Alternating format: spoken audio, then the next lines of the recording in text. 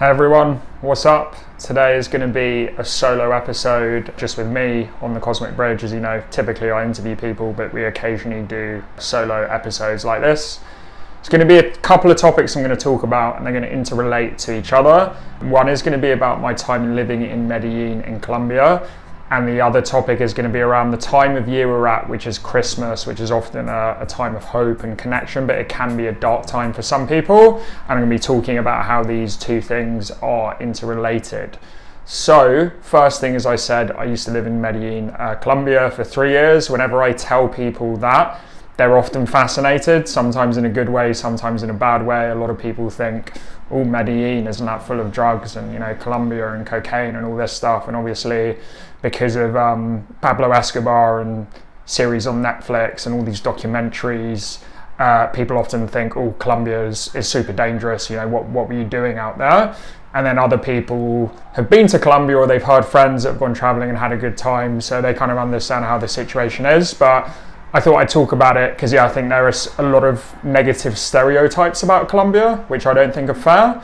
And I wanted to kind of talk about my experience living there, which was actually absolutely amazing. So aside from the drugs thing, I think probably most of the people listening to this obviously have heard of Pablo Escobar. He was probably one of the most famous gangsters of all time. And he died in 1994 in Medellin. So a lot of people know about that story. But simultaneously with that, you had this huge civil war that was happening in Colombia. One of the reasons that started is a lot of the wealth of Colombia was concentrated in like 4 or 5 families, and the FARC started to kind of counteract the inequality that they saw in the country. So they kind of, I guess, started with the right reasons, but they became very militant. They started kidnapping people and did very bad things.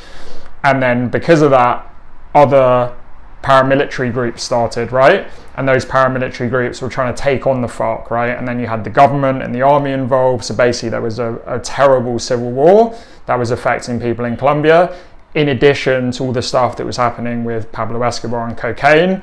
And obviously there was links between the two, and the guerrilla groups, they were also being funded by cocaine. So it was just a really messy situation, right? So that's often what people know about Colombia, like drug dealing and cocaine and all these things, right? But the first thing to know is Pablo Escobar actually died in 1994. Now, in that year, and he actually lived in an area where I lived, called Laureles in Medellin. He had lots of different places.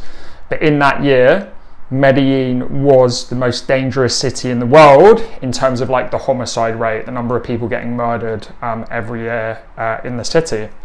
But actually, if you fast forward to 2013, which is not that long after, it's 19 years after, it was actually voted the most innovative city in the world. And the reason it was voted the most innovative city in the world, I don't think is because it has like the best technology, it's got better technology than China or Japan. Like, it is a very well structured place. One of the big surprises for me when I first went there just on holiday was, wow, there's like a transport works really well. It's really easy to get a taxi. I felt safe walking in the streets. Obviously not everywhere. It's like any city, there's areas where you don't feel like that.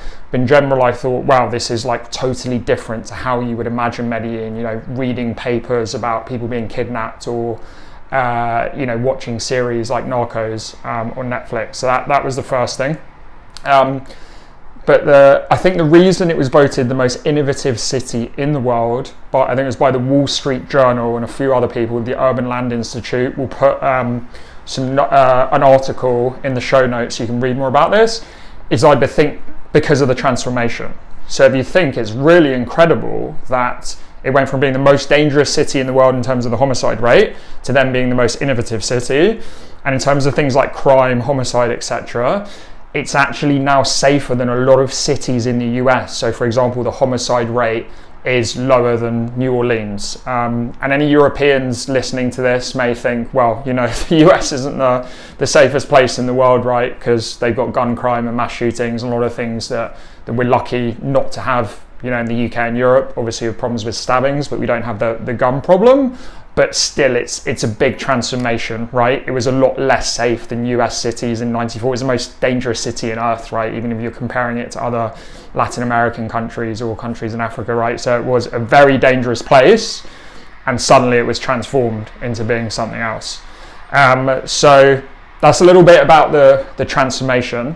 What I wanted to talk about now was my own experience living in the country, because I think people are always fascinated by this. So I lived there between 2017 and 2019, nearly 3 years. And what I found was just people are super friendly, super open, super loving. And again, I think one of the stereotypes within, UK, US, wherever, is like, oh, there's a drugs culture, etc. But actually, they make cocaine in Colombia, but they export it to the rest of the world, right? So if there wasn't the demand from the US, UK, etc., they wouldn't be making cocaine, because culturally I found people don't really take cocaine in Colombia. I'm sure some people do, but it's actually not as widespread in terms of use as some more Western countries that obviously have more money to actually afford to take this type of stuff. But one of the things I found about Colombians is I found them very resilient nation, right? So pretty much every single person that I had a conversation with in Colombia had some type of harrowing story, right? That, a family member had been kidnapped, someone had died, right? Someone had been in the army. Everyone's got a tragic story, unfortunately, because this civil war and the drug problem, it really just consumed everyone, right? So it was a very sad situation. And I thought I'd give you a story of actually a woman who I became very friendly with, who I called my Colombian mum. So a bit of context, I was out there by myself, right? At the time, I didn't have a partner, I didn't have any of my own family. Obviously, I had lots of friends because I love Colombians. I ended up becoming friendly with people. I was working out there for 3 years, and I can talk about that a bit later, the experience of working out there. Essentially, I was alone, right? And one of the things that's good for a foreigner being in Colombia, and I was earning dollars at the time, I was working for an American company, is the dollar gets you very far against the peso. So that's one thing to be aware of. Like, economically, you can live very well if you've got like a US salary out there. And even if it's like a basic US salary, you can do very well out there. So one of the things I did is once a week, I would have a woman that would come over and help me like tidy the flat and clean. And one of the things that happens in Colombia, because the service is amazing, often these people, they end up like cooking for you and you have conversations with them. Colombians are just very warm people. So anyway, this woman, she was an old woman, maybe in her 60s. And as I became friends with her, so we'd have really long conversations and I would see her once a week. And that's why I said I saw her as my Colombian mum, because it was this older woman that I would talk to her about my problems. She would tell me about her problems. And one of the things she told me was just an absolutely harrowing story. So with these paramilitary groups, these guerrilla groups that were fighting each other, sometimes what they would do is they would just take property off other people. And contextually, something to know about Colombia, and this is still the case, it's not the case in places like Medellin or Bogota or some of the big cities, but there are still kind of no-go areas where even the police won't go, right? And there was obviously a lot more no-go areas in the 90s. So anyway, what happened to this woman is she said she was actually, she had a husband at the time. She was quite wealthy in a way. She had her own house, right? And she had young kids.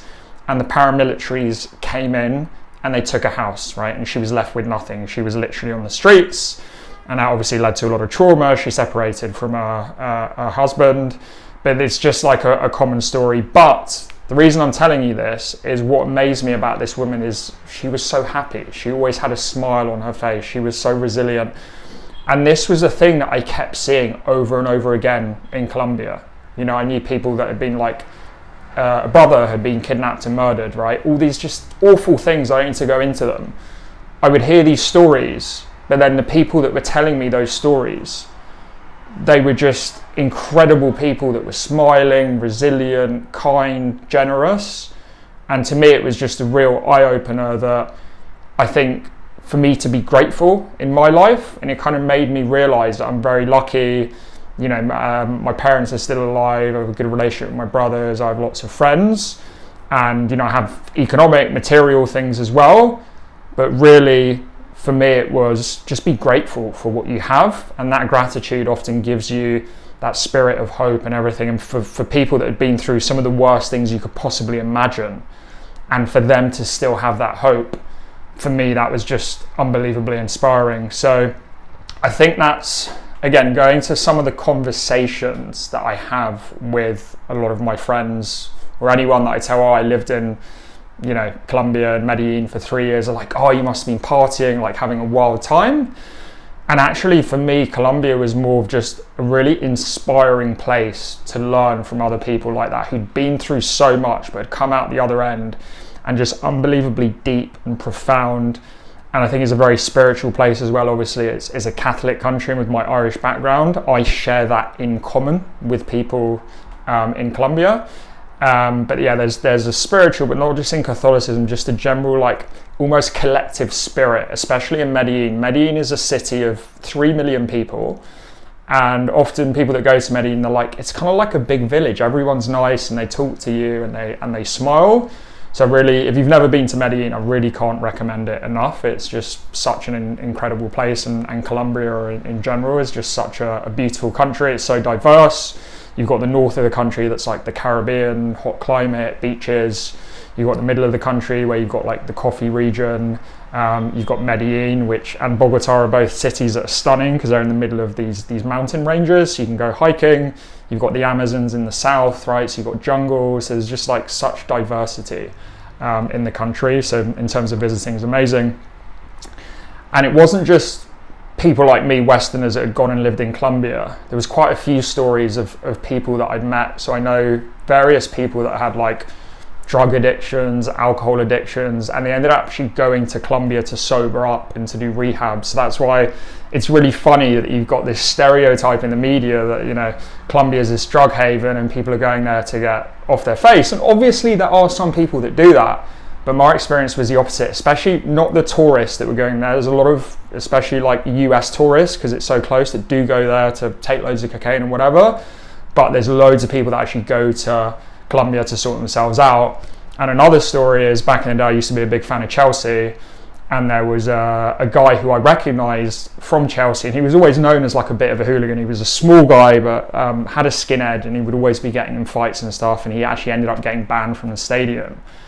And I met him in Colombia, and it turned out he'd met a Colombian woman, moved to Colombia, and it was in Colombia he kind of sorted out his life, stopped drinking, stopped taking drugs, and he, found God, and he started living this amazing life in Colombia. So these are just like instances like this. So anyway, I'm recording this. It's Christmas 2023. I think this is the 21st of December. We're going to release this episode next week, just after Christmas. And I thought I'd tie this story into the spirit of Christmas, right? Because the story of Jesus, whether you're a believer or not, we run through the story, it's really the story of light in the darkness, right? Because essentially, Jesus was born at a difficult time, right? After he was born, Herod wanted to kill all babies that were near Bethlehem under the age of 2. And the Romans in general, they were quite a brutal civilization. So there was lots of like violence, lots of things happening at the time. But then suddenly there was this miraculous baby that was born through the Immaculate Conception with the Virgin Mary, right? And he gave hope to the world. And if you look at this from a time logical perspective, right? Christmas Day or Christmas Eve, depending on when you think Jesus was born, even if you think it was start of January, which some people think, it's actually the darkest time of the year. The shortest day of the year is in December, right? So on the shortest day of the year, which is coming up, I think actually it's tomorrow here in the UK, you have this ray of light that's coming, right? So basically it is that light in the darkness. And tying this back to Colombia, I think Colombians have been through some of the toughest things you could possibly imagine, right? But they never lost hope, right? They always had a smile on their face, and they believed things could get better.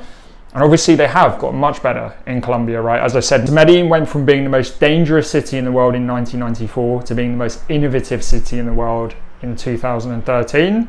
And there's obviously a lot of different factors, right? So a big thing I talk about is the transport system that they built, the metro, because it connected areas where previously even the police wouldn't go, so people became more connected.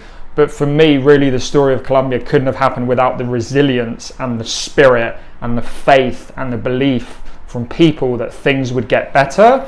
And I always ask this show on the podcast, if you're a regular listener, what advice would you give to your younger self? And I normally say a situation that they've told me in the podcast when they're struggling, after a relative had committed suicide, after they'd been depressed, after they'd lost everything in their business, lots of different instances of this.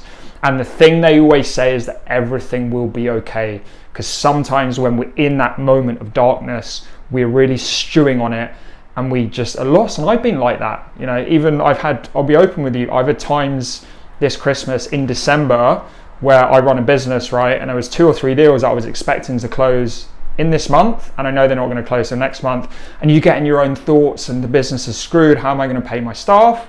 But suddenly you just think things are going to be okay. I've had worse situations like this in my life. And even if I haven't, I know other people, right? Who I've had them on the podcast who've lost everything in their business. So I can call them, get advice. So sometimes we're so in our own problems, we can't see the light. And I think a lot of it is don't suffer in silence. I was having this conversation with a colleague the other day. If you've got problems, if you're lucky enough to have a husband, wife, girlfriend, boyfriend, speak to them, or if not, a friend or a family member. Often just by having a conversation with someone else, we can see that there is hope, there is light in the darkness. And for me, that is really the story of Colombia and what I learned there. And that is a story of Christ and Christianity. And this is really what Christmas is all about. And the last thing I would say is, if you know a friend who you think is struggling, right, during this time of year, or it could be an old person who's lonely, it could be a homeless person, it could be anything, just be a light in the darkness, which it can just be as simple as saying hello, having a conversation, seeing how things are going, right? Because there are a lot of people that struggle at Christmas. For a lot of people, it's an incredible time of year. You're surrounded by family and it's joyful and you're eating. But for a lot of people, you know, who've lost parents or relatives or partners, or, you know, they live alone and they're in another country, it's a difficult time of year. So reach out and provide a helping hand, and even just sending a message, giving a call, it can make a very big difference. And like that, we can be that light in the darkness. We can be that hope like Jesus was. Really hope you enjoyed this show.